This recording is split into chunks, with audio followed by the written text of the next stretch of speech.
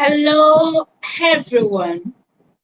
Welcome to Real Men's Talk, where it is sizzling hot, interactive, and transforming. Our conversation today is going to be on managing ungrateful people. Managing ungrateful people. It might be challenging having to cope with ungrateful people.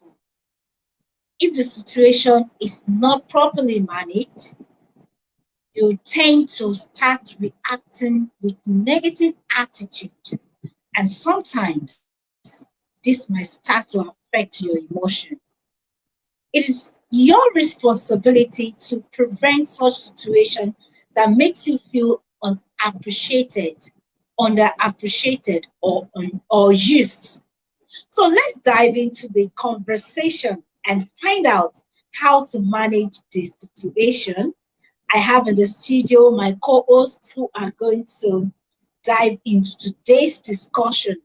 We have Pastor Sheyi or Jenny in the studio. Pastor Sheyi, good evening, sir. Good evening, good evening, and welcome everybody. Good to have you, sir. And we also have Dr. Femi Samuel. Good evening, everyone. Hope you're having a nice weekend. So we are going to be very brief today. We are not going to spend so much time. But we're going to look at two major areas. The first aspect is that what are the causes of ingratitude? What can make people ungrateful? Why can someone demonstrate ungrateful attitude? And secondly, we're also going to look at how to manage the situation. Find yourself in a situation whereby people seem to be ungrateful for the time, energy, and effort that you're putting into helping them. How do you manage that? So let's start with you, Pastor Shay. What would be the causes of ingratitude? Can you come back with the question again? Okay, let me put it this way. We are looking at the causes of ingratitude. How can lack of consideration or lack of empathy make somebody ungrateful?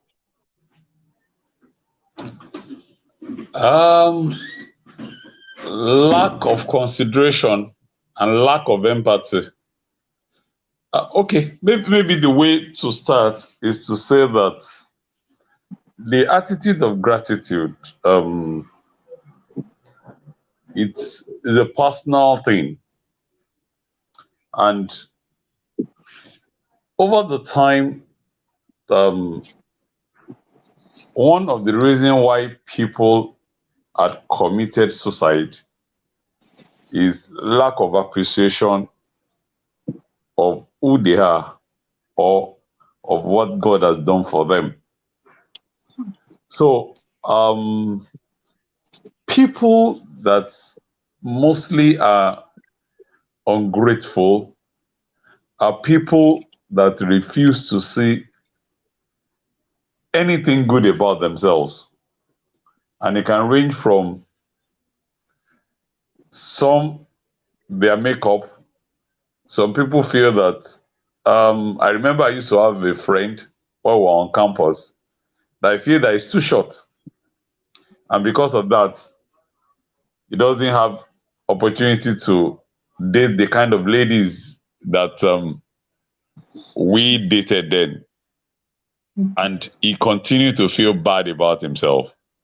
You know, if I'd been able to be as tall as Demola or as tall as Sheyi, maybe I will have started going out with 1, 2, 3, 4, 5, 6, 7, 8, 9, 10 girls. Another people, for whatever reason, feel that because they don't have enough money, like Dangote or like Odette Otedola, God has forgotten them, you know, and so many other ways. Some people feel that because their marriage did not work, they are God has forgotten them. They are just unfortunate, you know.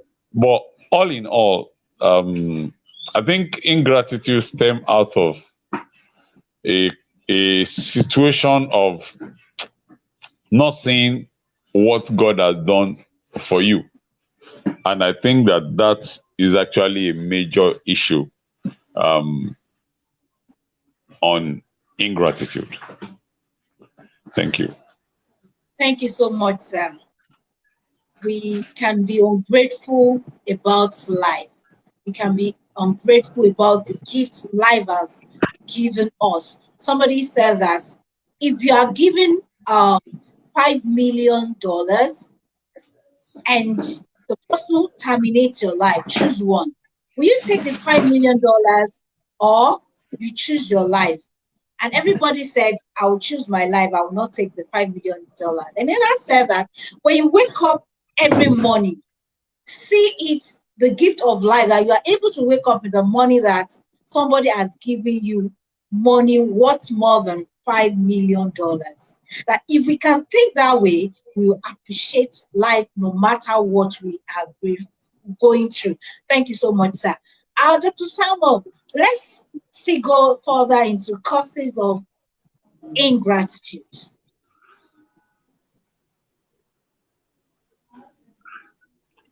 Oh, thank you very much, Mama T. Welcome, sir. There are reasons why people be grateful for one thing or the other. The reasons are as follows. Someone having entitlement theory, you just believe, why should I tell someone thank you? Why should I be grateful when what you are doing for me is my right? It could also be that we fail to look at some strength or some blessings that we possess because there is always strength and weaknesses in everybody. We are not looking at our strengths, so it will make us to be grateful. Feel that someone has not done enough Sir, for us. I don't know. You're Maybe standing, I like we can believe the hardly hear person you. has much. I can hear you, but it Hello, can sounds you far hear away. me? Okay, I can hear, but it's far, not so far clear. away. It's sounding far away. Pastor Shay, can you hear him clearly? Okay. Yeah, I can. Oh, okay. You can go on, sir.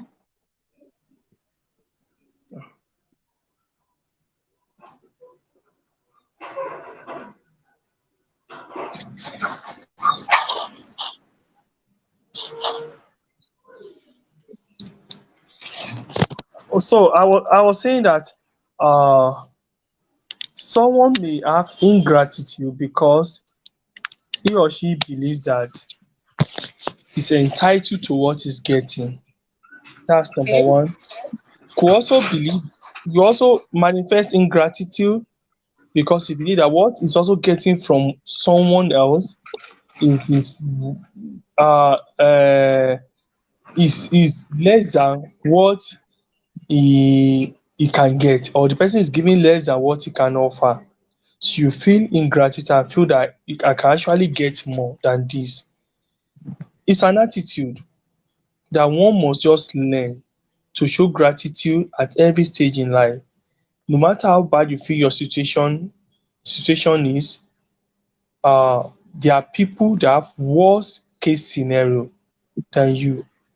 And the wonderful thing about it is that those people are still showing so much gratitude despite the fact that everything seems not to be working for them. Thank you.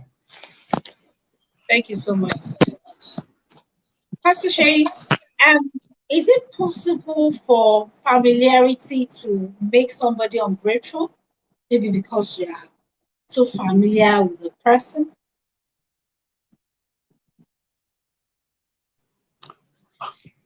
Familiarity. I don't understand what you mean by familiarity.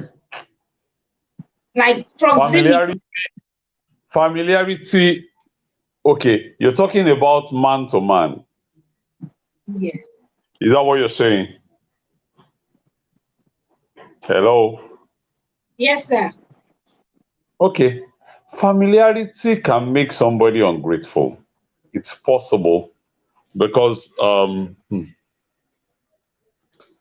people commonize whatever you give them.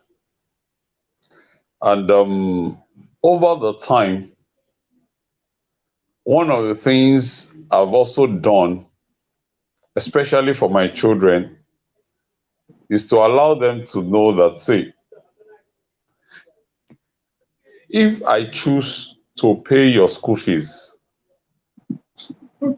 yes, it look like I want to be responsible. I can also choose Put not it in to pay. whatever it should. Your turn. So the fact that God allowed me to pay, and I also encourage myself to pay, it's just because of who I am and who God is. But other people that decided to be irresponsible, they are also human beings. So there is a tendency that you can trivialize things that you have, of course, like we're talking about God.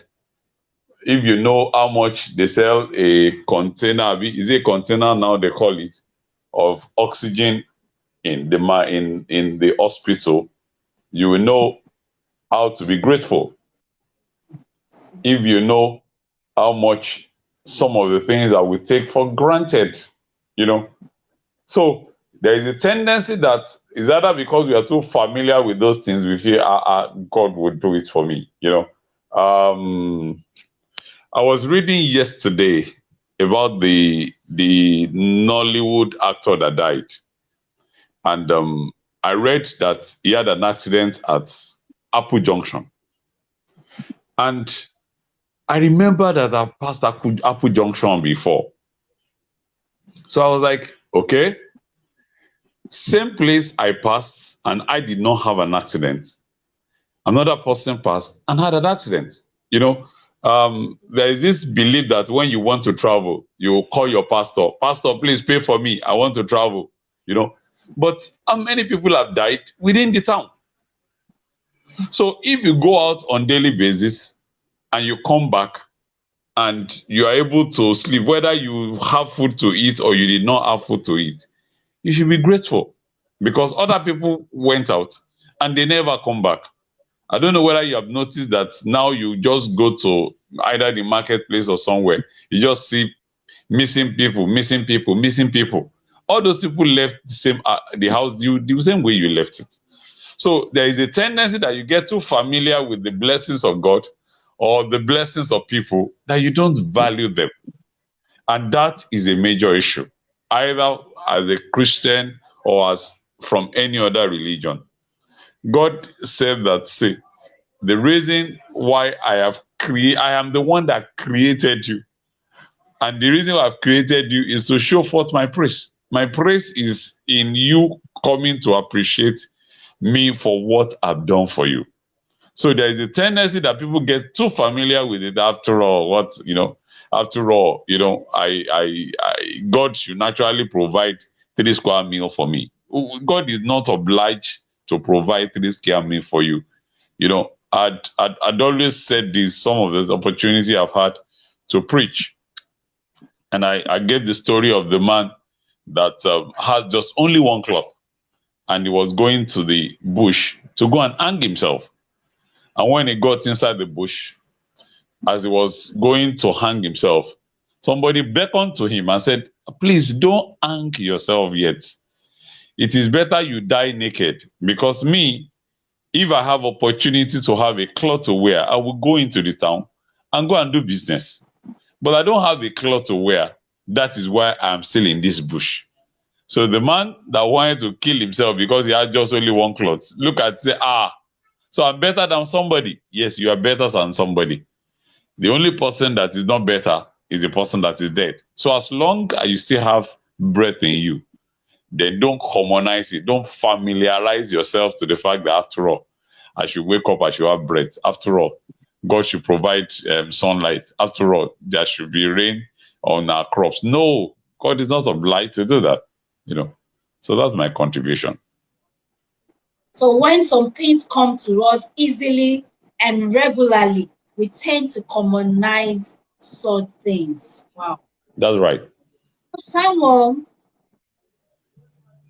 sometimes is it possible for somebody to be ungrateful because he feels I have earned it, I deserve it? Yes, it's very, very possible, Mama T.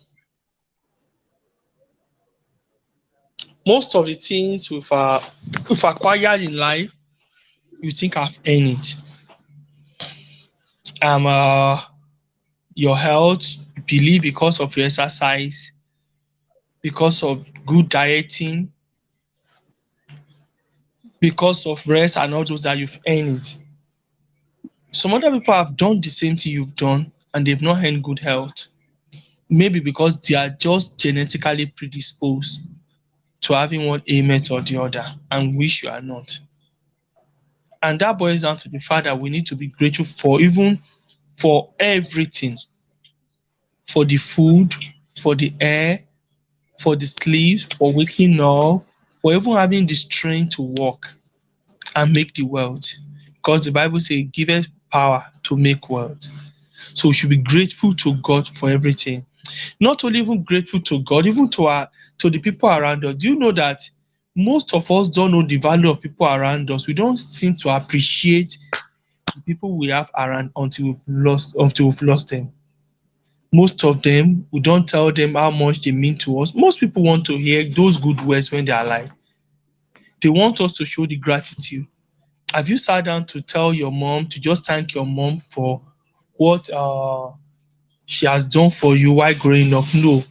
Those are, I'm sure most of those are the good words you will say at the funeral. They don't want to hear that. Everybody wants to be appreciated. We all want to receive gratitude from others. We want people to tell us how much we've meant to them, what impact we've made in their life. Nobody wants to hear those words at the funeral.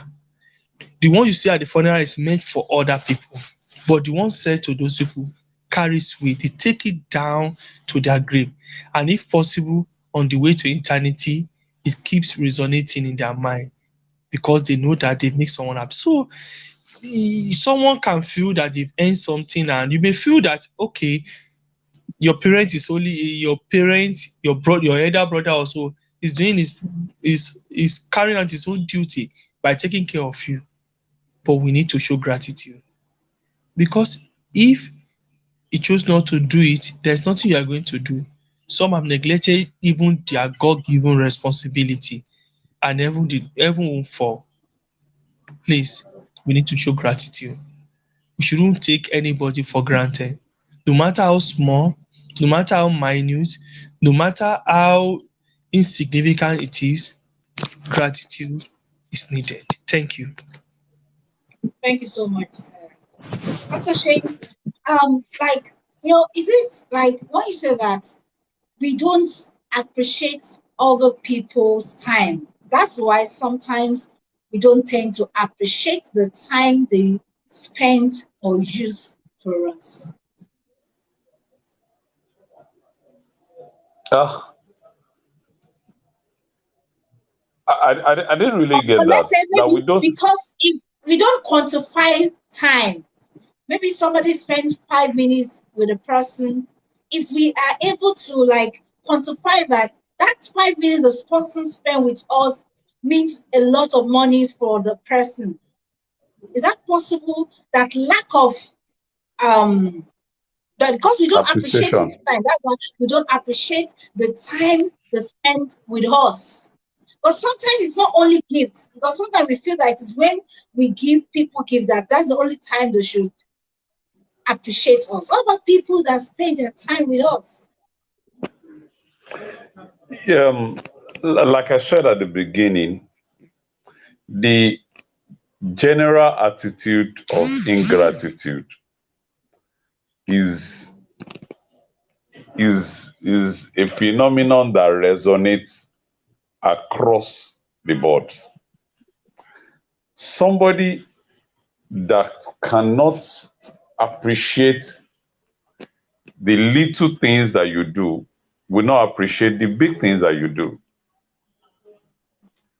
One of the things I've had to do over time, especially when I've had to counsel people, is to tell them that, see, this counsel I am doing for you is an investment.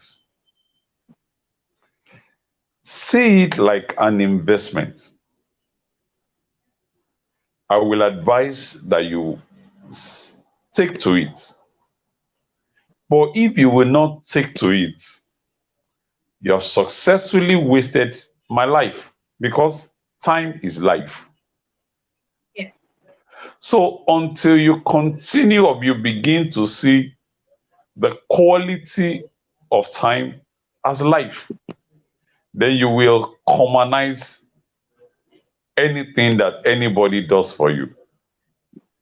I call you with my credit, I call you with my strength, I call you with my time. All those things are all investment. You can say how much I can buy you data, I can buy you credit.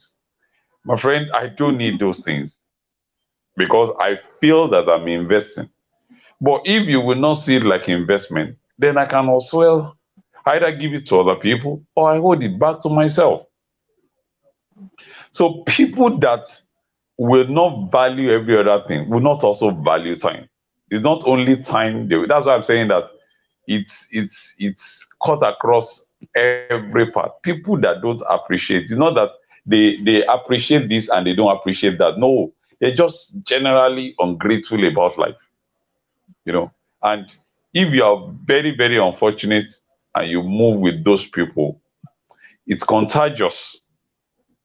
They can also influence you by their own ungratefulness. Be happy for life. Be happy for the small one that you have. Be happy for the one that look as if it's not working. You know, it's too late for anybody to come and tell you that you are a failure. Because, and I'm going to emphasize this because that's one of the reasons why people commit suicide. You know, I had had had that thought before to just commit suicide. And I had to tell devil, I have one, two, three, four, five, six reasons not to. You know, Grateful for life. another person called me and said, devil suggested to her that she should commit suicide. And she want to fast for 7 days. And I said, you don't need to fast for 7 days. All you need to tell the devil back is to say that, see, these are the reason why I should live. And be grateful for the fact that this one is working, this one is working, this one is working. The ones that are not working, it's work in progress. You know, you are making me look like if I'm preaching. I don't want to preach, you know, but in sincerity, in But you're sincerity, touching the, life. It's about the truth, impact. the truth need to be said, because in sincerity, people had killed themselves for nothing. He jittered me. Who made you even that you even what somebody that they can propose to? Is it not by grace? You know, how much more you have a relationship and the relation, the God that brought the one that jilted you we bring another better person. you know I don't have a girlfriend. You don't have a girlfriend. Are you sure you don't actually have a girlfriend that you went to? That means I'm a failure, or I failed an exam. You failed an exam. You did not fail the one in primary school. You did not fail the one in secondary school. You now failed ICANN, and you're feeling like a failure. Who said that? From where did it come from? So that's what I'm saying, that be grateful for those things that you have. Some of us have passed through what they call the valley of the shadow of death. I was maybe I would have been killed by cultists while I was on campus. you know and God delivered my life and delivered my soul, and today I will now come back and come and seal myself as if I am nothing or some. No, no way. No way. It's too late for all that. A preacher said, do you know how many sperm go through? He said more than 1,000. And out of 1,000 sperm, there is only one that will eventually fertilize and become a human being. So you have been winning all the way, even from before conception. So if you now have a delay or something went either wrong or right, you now feel that God hates you. You don't even really know the reason why you are alive. Then please go, so that other people can take your part and make something good out of it. Thank you. Thank you so much, sir. Um, Pastor Samuel, Dr. Samuel. Some people, maybe probably they're not naturally ungrateful people, but out of resentment, because they're focusing on the negative that one person has done. So, because of that resentment, they fail to see the good thing that that person is doing. So, all their mind is that because he has done this, he has done that. So, they don't think to see, is that possible because of resentment? So, you Thank you only very see much. the It's bad possible of that because of person. resentment to only see the bad of that person. But for you to show gratitude, you cannot have that attitude of gratitude if you cannot cast your mind wide, think wide on a lot of things. Because if you cannot really think deep, you will know how to thank God. Pastor Sheyi said something which I want to reiterate about one has been a winner from conception. The statement there is that for a normal fertile man, it's been believed that you have about 20 million spermatozoa per meal. That means if you are releasing 3 meals, that is like 60 million spermatozoa. And out of that 60 million spermatozoa, we just need one fertilization. And that one happened to be you. So if you can think deep, think wide, you will see that there are a lot of reasons for you to be grateful. Things may not be working as planned. Things may not be moving as planned. There is a way human mind operates. Once you get to a particular level, that level stop trailing you. For instance, if you want to be a graduate, the day you become a graduate, being a graduate won't make any meaning to you. If your dream has always been to make a million, it will stop thrilling you. It's as if you attain that level, you start looking somewhere else because human world is actually insatiable. But if you can really look back to where you are and where you've been, you will know that there are reasons, thousands of reasons for you to be grateful. Thank you. Thank you so much, sir. But Mr. Lualere, you're welcome, sir. Mr. Lualere, good to have you, sir. Can you hear me? Okay. So, Pastor Sheyi, let's look at bitter people. Maybe because of what has happened or is happening in their lives. That bitterness or emotional imbalance does not let them see the good in whatever anybody is doing for them. So sometimes their action has nothing to do with that person, but they are just dealing with negative emotions. How do we support such people? Okay. There are two ways I'm going to talk about it. Maybe after now, Dr. Samuel will also, because I know that there is both the medical way and the psychological way. Bitterness is is a state, is the state of depression, and just like you said, people who are bitter about situation, about people, they are the first set of people that are in gratitude. People get bitter about different things, and that's why I'm saying that some of them are medical. Because I remember I was listening to a program, and the lady said that she was depressed and she had to go through some medical attention before she could come out of it. Bitterness is a state of mind. I think I've mentioned that. And people that necessarily get bittered, some of them cannot help themselves. But this is what I would say. Over the time, um, the seed is what is planted. You have a responsibility to allow it to germinate. If you will not allow bitterness to germinate, then it will leave you at a point.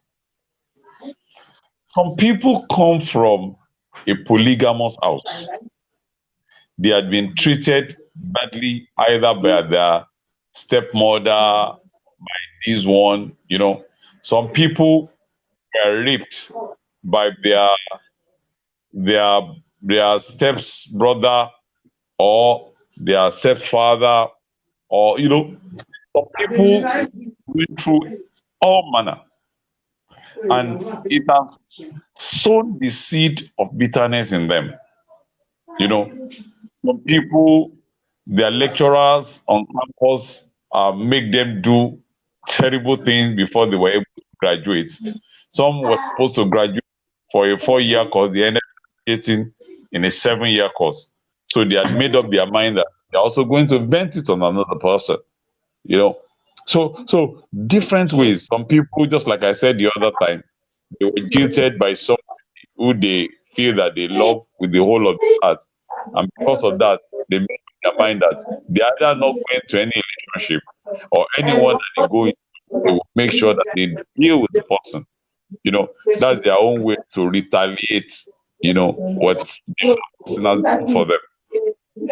But all of this, the most important thing is to be careful not to allow the seed to be planted and germinate.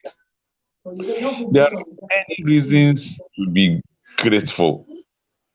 If you allow bitterness to have a foothold over your life, then it will graduate to depression. And depression is a killer. I'm trying to, maybe Dr. Samuel will help me to quantify uh, the amount or the number of, maybe in the hierarchy of people that died, the quantity of, the figure of how many people that depression has killed. Depression is a killer. There was a time, I'm trying to remember the comedian now, that died of depression. How can a comedian die of, so he, himself is not happy? You know, at the state, all those things has a root in bitterness. So I feel honestly that if you are bittered, definitely you're going to be ungrateful. And if you will need to be out of it, you will need to diagnose completely the root of this, the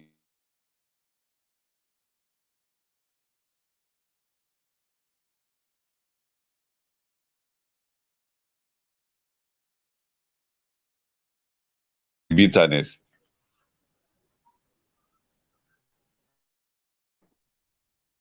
Dr. Samuel, will you want to say more about that?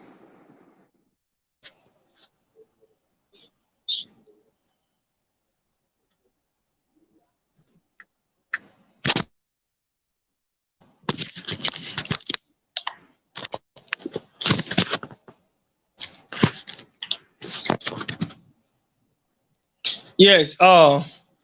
Thank you very much. Welcome, sir.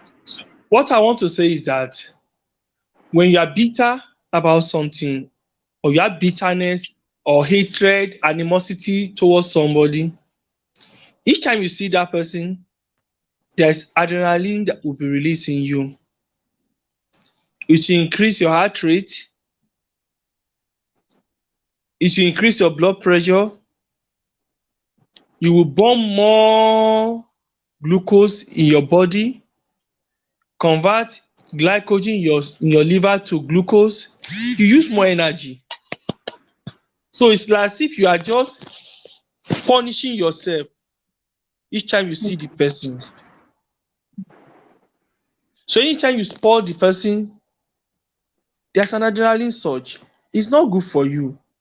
That adrenaline is normal.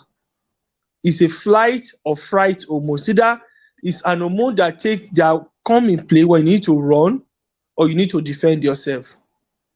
And the same hormone will come in because you are bitter against somebody.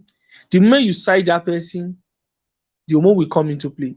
Either to want to enrage you to fight, to defend yourself, or to avoid that person.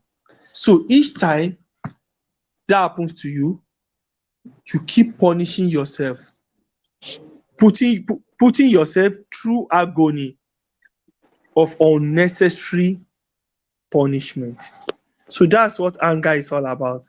That is what bitterness is all about. So when you try to drop the bitterness or the anger, you are not doing the person a favor, you are doing yourself a favor. Because each time you encounter that person, you destabilize your physiology transiently, and that's not good for you. Thank you. Thank you so much, sir. So we have been able to look at the causes of um, ingratitude and how it can affect our life.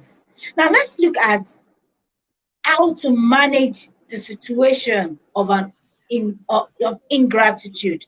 If you as a person has to deal with somebody that is ungrateful, now you have somebody you have spent so much money on, be it according to your own capacity, or you have spent time with, or you have given something, you have made sacrifice, and this person or these people seem not to appreciate it. How do we manage such situation? So in such situation, do we expect something in return from people who are ungrateful, Pastor Sheyi? Okay. Management of ingratitude. It's like I said. Let me leave the medical part for Dr. Samuel. Managing ingratitude of people, ingratitude in people, it's psychological, and the first thing you will first have to do is to let the person know the reason why he must be grateful. You know, I because of the things I do, I had to one of the people I counsel, I told her, I said, God has been partial about you. She said, what do you mean? How? How? Because she was going through quite a whole lot. And I said, and I call her attention back to this, to the things that God has done for her. You here, you were the one that told me this testimony. You are the one that told me this. You are the one that told me this. I can tell you this and this and this and this and this. You know, and the mistake people make is if you have never heard other people's story, you feel that your own story is the worst all around. You know, I was teaching during the week at the forum, and I told them I read something online sometimes about a woman. I think she was observing the 40 days fasting. I think for one of the denomination then. And during the process of observing that's a spiritual exercise. Abi, we all agree that's a spiritual exercise. Yes. But she doesn't have enough wisdom on how to handle um, her husband, because the husband was making advances during that period, and in the process of it, hello, We can hear you, sir, loud and okay, clear. so in the process of it, the husband made those advances, and eventually he kept rejecting. No, no, no, I'm fasting, I'm fasting, I'm fasting, I'm fasting.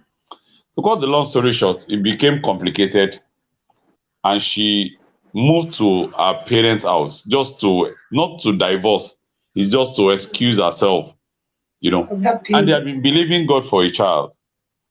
Much. The night that she moved into her parents' house, armed robbers came to the parents' house and they raped her. And in the process, after the armed robbers left, some days after, she started having some feelings in her body, and she later discovered that she was pregnant. Now, one problem to another, one problem to another, and it became very complicated. Of course, the husband now had to battle with a bastard child, and all that, and all that, and all that. Why am I saying all this? Is that God is the totality of our life, the almightiness of God can choose to do anything. So you have not, if you are experiencing one out of 100, don't feel that God has forgotten you, because some other people are actually experiencing those 70, 80, and you are far better than them. So answering your question is to say, if you want to take people out of ingratitude, is to settle them down and allow them to see reasons upon reasons. And that might not be just only one meeting. You might need to also follow it up. I've had people to write, pick a sheet of paper and just draw a line in between, and write on the left side the things that they have, and on the right side the things that they don't have. So, and I was encouraged, I was telling them, because I know some of the things that they have. Some of them have eyes because they were looking at me while I was talking. Some of them also have legs because they are the one that walked into the church while I was talking. Some of them have two hands, their hands have not been cut away. Some of them have teeth and I can see them when they laugh. Some of them even have clothes to wear. And and I said, list the ones that you don't have. I know that some of you don't have cars. Yes, ride the car. You want to buy an aeroplane. Ride the aeroplane that you want to buy. I also know that some of you want to go to school. You have not gotten admission. Yes, write it there. Then count the numbers of the things that you have. I also know that some of you have tongues. It has not been trained. Some of you still have. Some of you can still work with your eyes. And by the time everybody, of course, by the time they wrote the things that they have and the things that they don't have, they discovered that the things that they have are almost times 3, times 4, times 5 of the things that they don't have. So celebrate God for the ones that you have, so that He can give you the ones that you don't have. You know. So that you have to let people continually see reasons why they must be gratitude, be grateful for what they have. Then gradually some of them will be eased out of it. But I know that some are medically handled, and I think Dr. Samuel will be able to handle that. Thank you so much, sir. Dr. Samuel, Pastor Sheyi mentioned having a conversation with them. So if you really want to help these people, we need to have a conversation with them. In the process of having conversation with people who are ungrateful, what is the difference between expressing our feelings and accusing them of hurting us? Well, I will talk about it. I know this is not medical, But let me talk about it. Sometimes we can avoid a lot of problem if we learn how to, talk about it, not just assume a lot of things. If we learn to talk about our problem, express our problem to people, I mean, let them know why they are doing what they are doing and not just assume they know what they are doing. So when you are to meet someone that is ungrateful, the best thing is let the person reason with you. I believe in consultation before confrontation. Consult the person, talk about it. Why is your attitude like this?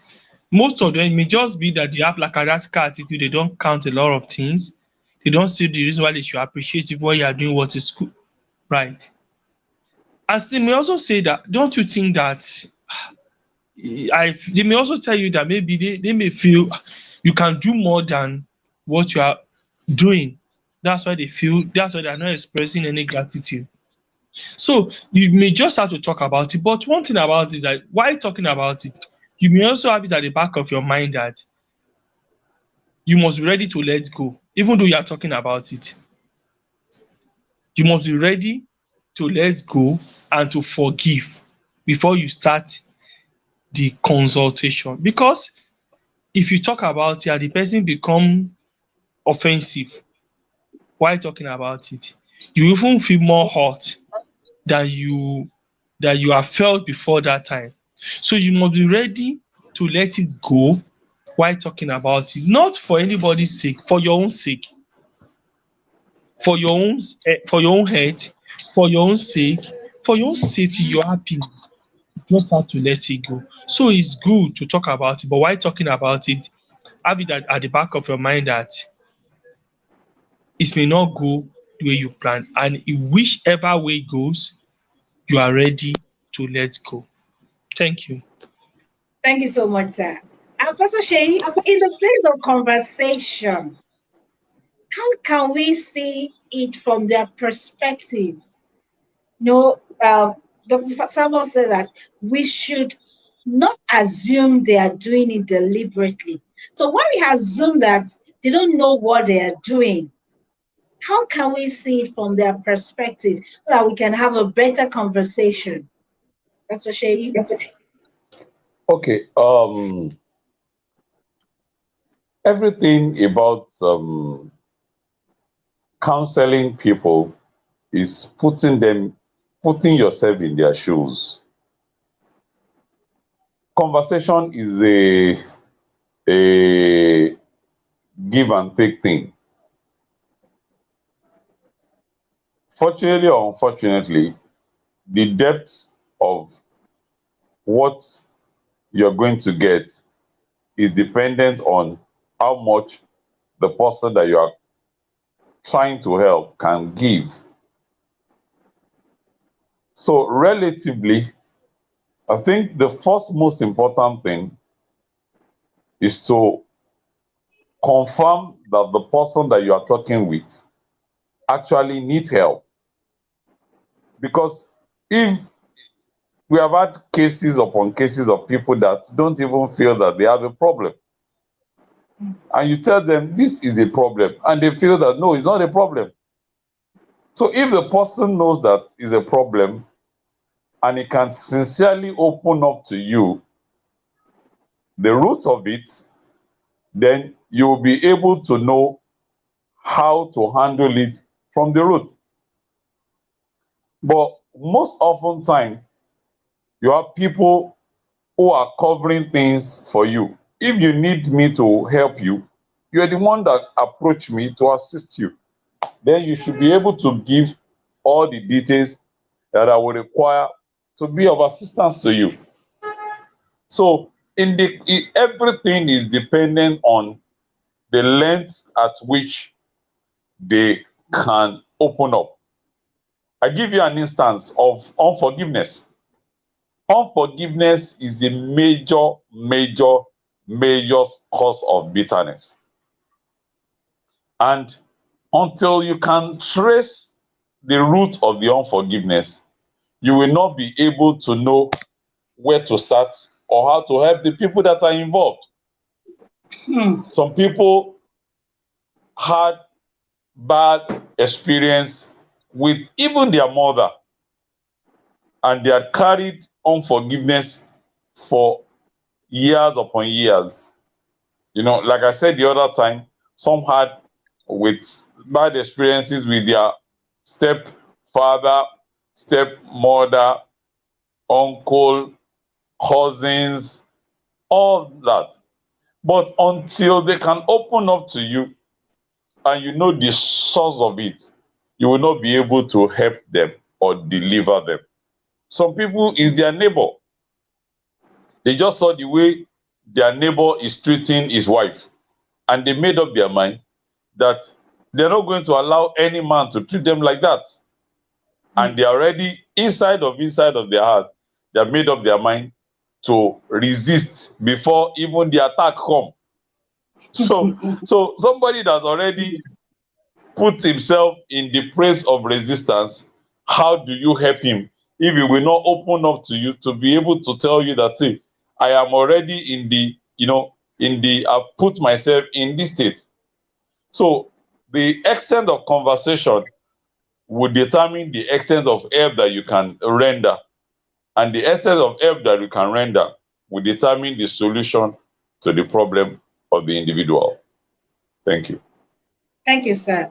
Okay, Samuel, as a person, how do we manage our own emotion having to deal with people that are ungrateful? Thank you very much. You must learn not to lose your temper. Nobody will help you find it. I always have this belief that if any man can make you get angry, they can control you. So you have the sole responsibility of keeping your emotion, keeping your temper in check. Nobody's going to do that for you. Things around you will want to make you flare up, will want to make you lose control. And if you do, then the aftermath, the consequences of losing your temper, losing your emotion, you will bear it alone. That's why you shouldn't allow someone be in control of your emotion. So in a nutshell, you should know that it's your responsibility, your sole responsibility to keep, to control, and to put under check. And you must take conscious effort to make sure you put it under check. For instance, if you want to know how volatile someone's emotion is, put him behind the wheels, let him drive on the streets of Lagos. Before driving 10 kilometers, you will know the kind of person he is. Nobody will clap for you. Nobody will help you look for your emotion. Nobody will help you look for your temper. You just have to sit down and ask yourself, how do I want to react? If this comes, what will be my reaction? And if you can keep, the Bible says, he that can keep his anger in check is better than he that is keepeth a whole city. So it is your sole responsibility to keep your emotion, your anger in check. Thank you. Thank you so much, sir. Finally, Pastor Shay, what if somebody is constantly pushing your buttons? No matter what you do, all you get is criticism. Especially, let's say, in a work environment, you have a boss that, with all the effort you are putting, all you get is criticism. How do you manage such people?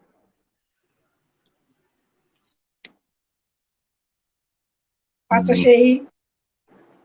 Yes, we have had cases like that, and we're still having cases like that in organizations, in workplaces. Um, the Bible says, and David encouraged himself in the Lord. Time will not permit me to tell you about my personal experience. One of my former boss came to me in the office and looked at me and said, "What are you doing in here?" And I said, "I'm waiting for you." And he said, "You don't have brain." I had never had that in my life, and I don't know how I drove down to my role model's place. And one of the things I remember he mentioned was, is the one that doesn't have brain, because he's paying somebody's salary that does not have a brain. You know, that's just it. That's just it. So Oh my God. it you are the one that must encourage yourself before other people will not even encourage you, because which one do you want to think about? Is it the news that you hear every day? Is it the things that are happening around you? Which one is encouraging? No. But you have a No, responsibility to encourage no. yourself and to see where you are coming from. If you will not be able to see where you are coming from, you will not be able to appreciate how far God has helped you. You know, people had gone through worse scenario. I know businesses that have crashed since COVID started. So if your own business is doing 100 million before and you are now doing 10 million and you don't know how to thank God, then let people come that they don't even have any business, they don't even have any job again. They can't even think about how to eat the next meal. Let them come. So it's your personal responsibility to see the good part of life. It's your personal responsibility to also encourage yourself that, say, its situation will not continue to be like this. It can only get better. Then appreciate God for the stage in which you are. Doctor was talking about people who are sick, and people just take it for granted the fact that they are not sick. I used to believe that I'm a super person before now, until you have one sickness or the other, you know. So there is nobody that is super. There is nobody that cannot, unfortunately or fortunately, we also all believe that God does answers prayers, But you see some people, even in church, and you ask yourself, what did this one do for God? But the Bible says that we have mercy upon who we have mercy upon. If God has decided to have mercy upon you, who are you to query God? And if those other people's own, their own is still being a little delay, thank God for them and pray that God will make it faster. But it doesn't mean that you are better than anybody at any point in time. That's number one. It doesn't also mean that you cannot be in their shoes. Just continue to pray that God have mercy upon you. That's basically it. So it's an individual thing. You have to learn to encourage yourself and see enough reasons to be very grateful to God. That's my contribution. Okay, now as we round up the topic, the conversation for today, what do we want people to take home on this? I'm going to start from Dr. Samuel. Thank you very much. The Bible says, in everything, give thanks. You must just continue thanking God for everything. There are so many things that you know that you don't know that you still need to say, for all that you've done. I will thank you for all that you're going to do, for all that you promise, and all that you are is what have carried me through. Just have to continue to thank God in all things. Let us give thanks. Thank you. Thank you, sir. Pastor Shay, what should people take home on this conversation?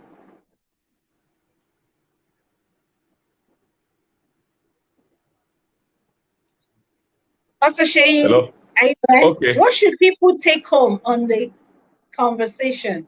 What should be Ah, their take? okay. I think the take home for everybody is to try what I propose. Write the things that you have and the things that you don't have, and look at it. Then whichever one looks, but I will want you to remember all the ones that I've said that you have, and the ones that you even have. Some people don't have so many things that you have. So list them and list the one that you are disturbing yourself about, and thank God for the ones that you have. And I can guarantee you that the ones that you don't have, in the process of time, you will surely come to you. That's my advice for everyone today. Thank you so much. And thank you, everyone, for being part of the conversation. We should be grateful for whatsoever we are given in life. So, Let's do this again next time, next week, same time on Real Men's Talk. And have a wonderful weekend. Bye, everyone. Bye. Bye. Bye.